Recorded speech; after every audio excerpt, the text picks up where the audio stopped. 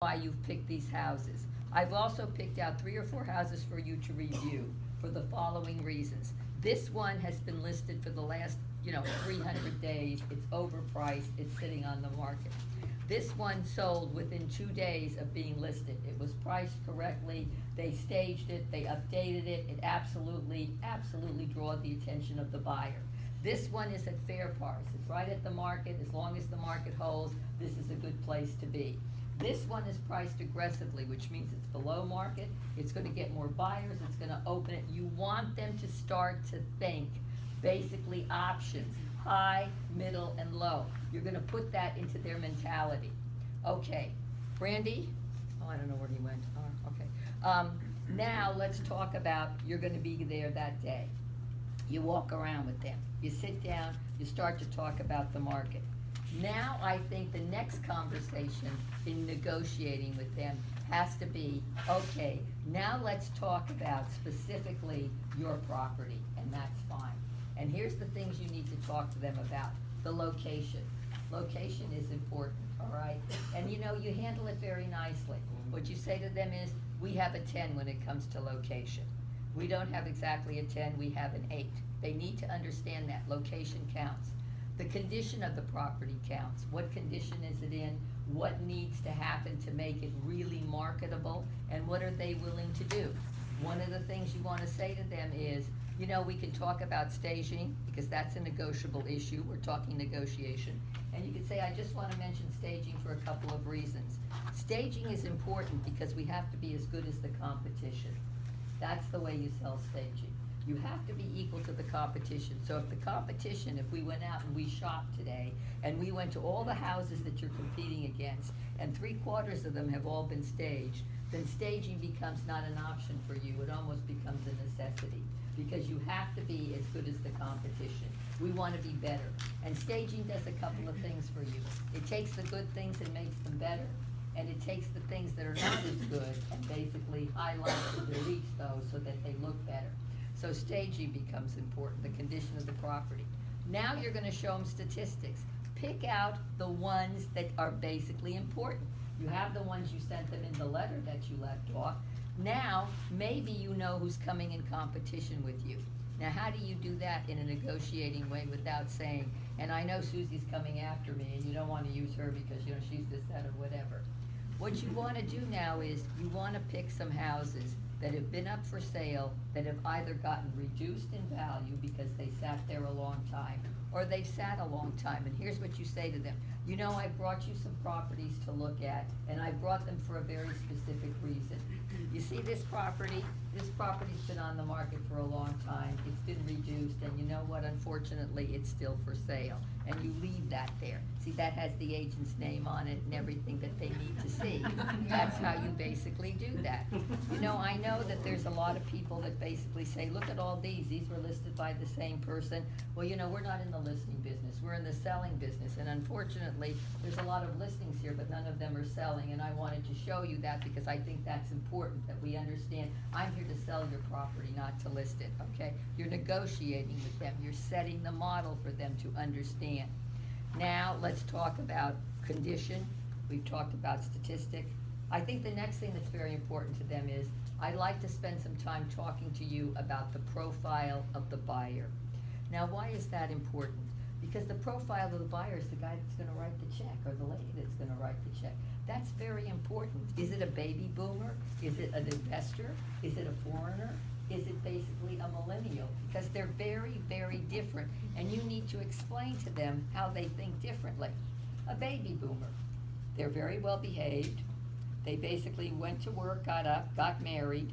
They went to an office. They bought a resume. They worked in an office. They worked regular hours.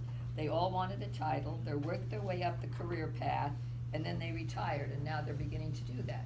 Over here you've got millennials. They don't care when they work. They work anytime they want.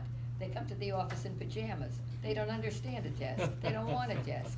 They don't want a career path because they're not going to be there long. They're going to go out and start their own company, right? They have no loyalty. They like what they like, and you know what they want. Now, to them, everything is zip code, what the house looks like, and is it updated the way that they like it. House beautiful, the little tiles, the chrome, Gray is the only color in the world, you know that, with a splash of color.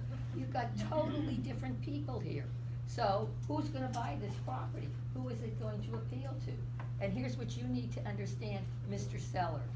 If you'd like to get prices that are 2017, we need to look like this. Otherwise, what I can tell you is, we're gonna get 1980 or 2000 pricing, and that's your choice. But you can't make a 2017 for a millennial with a 2000 kitchen. It doesn't work. They won't buy it. I'm just telling you that. So our choice is, do we wanna do some upgrading? Do we wanna do some staging? Do we wanna do some cosmetic updos? Because if you do, that may be a good thing to think about. Again, you're negotiating that, and they need to understand it's their choice. But if they don't do it, what is the consequence of not doing that? You're gonna get less money for your property because they will not buy. They either buy two things, a fixer-upper, so then it should be in really bad condition, because then they go in and they gut it, or one that looks beautiful, and they don't like anything in the middle. They hate the middle. They hate the shag carpeting, they don't like the flock wallpaper. Oh, but we redid our kitchen 7 years ago and it's full of Corian and marble. Good, they don't like that. Now they want those stupid subway tiles. That's what they want now. So great, they're gonna rip out your Corian and marble just as fast as you can turn around, so they're not impressed with your Corian and marble, lady, okay? So at the end of the day, you can discuss that. Now you need to talk about the competition. So one of the things that you wanna do is show them 3 or 4 examples of what really their competition truly is. And if they'll go out and look at it with you, that's even better. If not, you need to explain to them all the pluses and minuses that those competitions have in relation to them, because that's what they're competing against. They think they're competing for something else. No, they're not. They're competing against those houses for the pool of buyers that they have, all right? So, okay, so we've done that. Now you're gonna get to pricing. I like to give people choices, because I think choices are good for people. They don't like it when you just say to them, this is the price of the house. So let me tell you some of the things you're gonna do. I would say to them, you know, when it came to pricing, I really thought about this. I certainly have done, I think, the homework. We've gone through all the statistics. I've shown you the competition. And so I'd like to make some suggestions to you, because I think that's important for you, and let's consider what we'd like to do.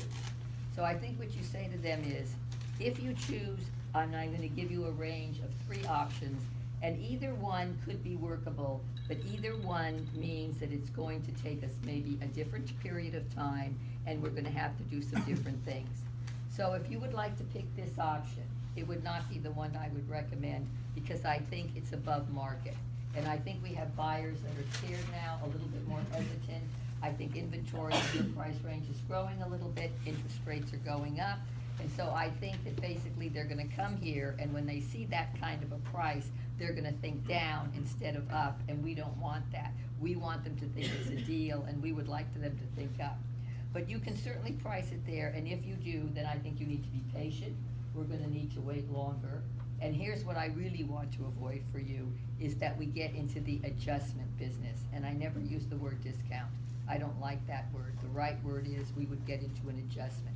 So if you choose this option, I'm willing to start there. Did you hear the word I used? Start. And I'll tell you why you use the word start. Because start is the beginning of the journey. It's not the end.